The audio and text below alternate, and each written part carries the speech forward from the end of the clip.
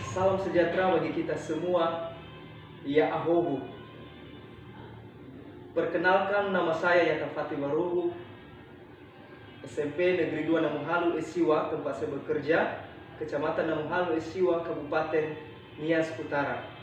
Sebelum saya melanjutkan dan menyampaikan laporan aktualisasi saya, terlebih dahulu saya menyapa Bapak Coach, penguji, dan mentor.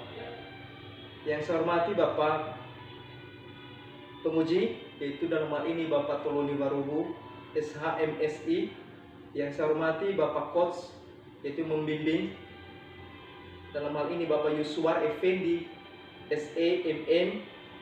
Dan mentor saya, yaitu Kepala Sekolah, Bapak Natalius Harefa, SPAK.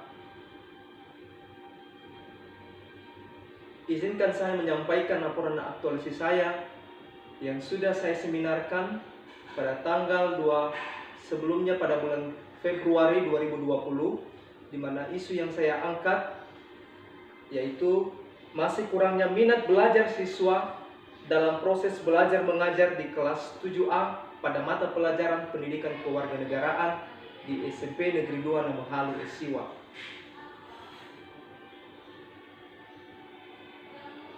Gagasan yang akan saya kerjakan: 1.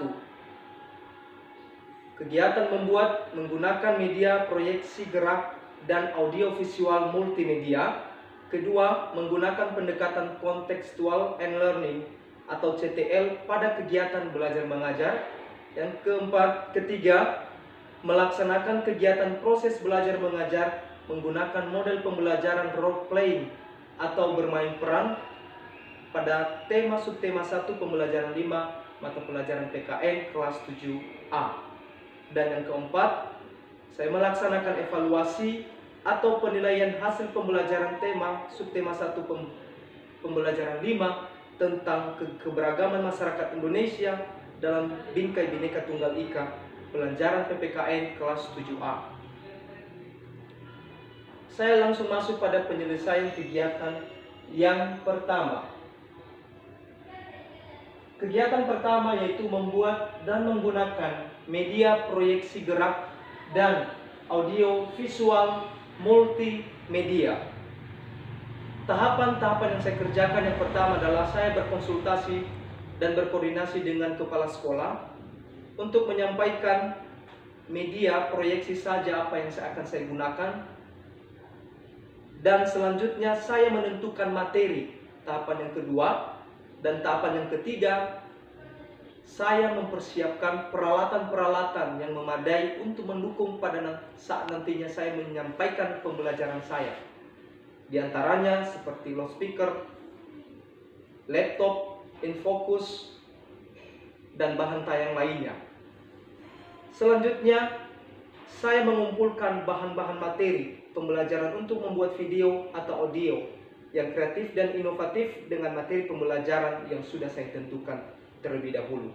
Dan yang tahapan yang kelima, saya melaporkan kembali kepada kepala sekolah bagaimana kegiatan saya yang pertama untuk saya kerjakan pada hari yang sudah saya tentukan. Selanjutnya menyelesaikan kegiatan yang kedua. Kegiatan kedua saya yaitu menggunakan pendekatan kontekstual teaching dan learning atau CTL, di mana tahapan kegiatan yang saya kerjakan yang pertama saya berkonsultasi dengan kepala sekolah. Kemudian yang kedua, tahapan kedua mempersiapkan materi pembelajaran yang terkait dengan dari pendekatan kontekstual atau CTL. Dan yang ketiga, saya masuk di dalam ruang kelas dan menyampaikan kepada siswa apa itu yang disebut dengan pendekatan yang saya maksud, dan saya memberikan contoh kepada mereka dan sekaligus memaparkan sehingga mereka bisa menerima dan boleh mengerti dan mempersiapkan diri untuk nantinya ketika saya memilih mereka bisa ikut melakukan dan melakukannya dalam kehidupan mereka juga sehari-hari. Dan yang keempat, saya mengadakan sesi pertanyaan kepada seluruh siswa. Siapa yang kurang mengerti, maka saya mengajak mereka untuk bisa bertanya. Dan melalui pertanyaan tersebut, maka mereka semakin termotivasi untuk belajar dan mereka mengikuti bersama pembelajaran saya. Kemudian penyelesaian kegiatan saya yang ketiga, di mana penyelesaian ketiga ini melaksanakan kegiatan proses belajar mengajar. Ini adalah menggunakan model pembelajaran role playing atau bermain peran.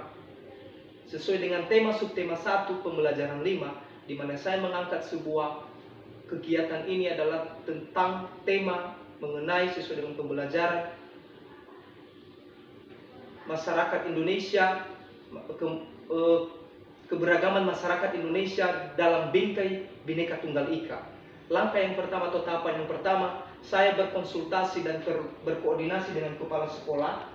Kemudian yang kedua, saya mempersiapkan semua peralatan, semua bahan dan alat untuk kegiatan saya dan nantinya dalam bermain peran maupun dalam kegiatan inti saya. Kemudian yang ketiga, saya membawa di dalam kelas dan mempersiapkan yaitu silabus dan RPP dan laptop dan lain sebagainya. Dan yang keempat, melaksanakan kegiatan inti. Dalam kegiatan inti ini, yang pertama saya memberikan salam dan menyapa seluruh siswa ketika saya masuk dalam kelas. Kemudian saya mengajak mereka untuk bernyanyi dan berdoa. Dan ketiga, saya mengajak mereka untuk mengikuti terus bagaimana proses pembelajaran. Dan sebelumnya saya mengabsen dan melalui daftar hadir dan menanyakan keadaan siswa-siswa yang belum hadir. Selanjutnya saya memotivasi mereka dan memberikan mereka yel-yel supaya mereka bisa lebih semangat lagi.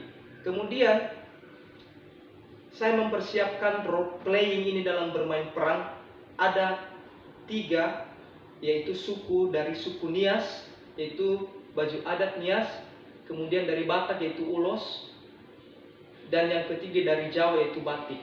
Tetapi dalam pelaksanaan dalam bermain peran, mereka juga ikut mempromosikan dan ikut serta dalam kegiatan tersebut. Tentunya baik itu dalam segi berbahasa daerah Nias, mereka bernyanyikan lagu bahasa daerah Nias, dan beberapa lagi kegiatan-kegiatan lainnya yang sangat menarik. Selanjutnya saya membentuk kelompok. Di dalam kelompok ini nanti maka saya akan memilih salah seorang siapa yang akan bermain peran, dan dalam peserta kelompok yang lain akan ikut melihat dan menyaksikan. Kenapa? Karena mereka akan menilai nanti dan melihat apa pertanyaan-pertanyaan yang terkait dengan kegiatan tersebut, mereka bisa menjawab. Dan setelah mereka melakukan kegiatan tersebut, maka langkah selanjutnya atau tahapan selanjutnya, saya menyimpulkan isi materi yang mereka lakukan, yang sudah saya jelaskan.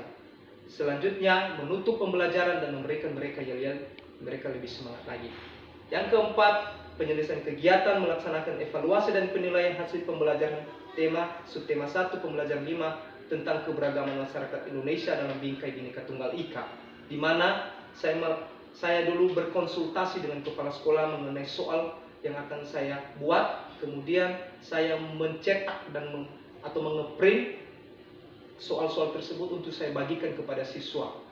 Selanjutnya saya masuk dalam ruang kelas tahapan yang ketiga untuk menjalankan dan melaksanakan evaluasi kepada siswa dan sekaligus memonitoring dan melihat mereka secara langsung bagaimana mereka sudah melihat memperagakan kegiatan tersebut, maka pertanyaan tersebut akan mustahil mereka bisa menjawab nantinya. Selanjutnya setelah saya memberikan mereka evaluasi, saya mengambil soal tersebut dan kemudian lembar jawaban tersebut saya kumpulkan dan mengoreksi dan memasukkannya dalam daftar nilai. Sekian dari tahapan kegiatan, dari kegiatan pertama, kedua, dan ketiga, keempat. Tak ada gading yang tak retak, ada kelemahan di sana sini. Saya mohon masukan dari penguji, coach, dan mentor saya demi membangun lebih-lebih apa yang sudah saya sampaikan ini lebih baik ke depan lagi, khususnya di SMP Negeri 2 Namhalu Esiwa, sebagai bukti dari aktualisasi kami di CPNS tahun 2020 ini. Demikian yang bisa saya sampaikan, yang bisa saya paparkan. Atas perhatian saya ucapkan terima kasih. Ya Aho.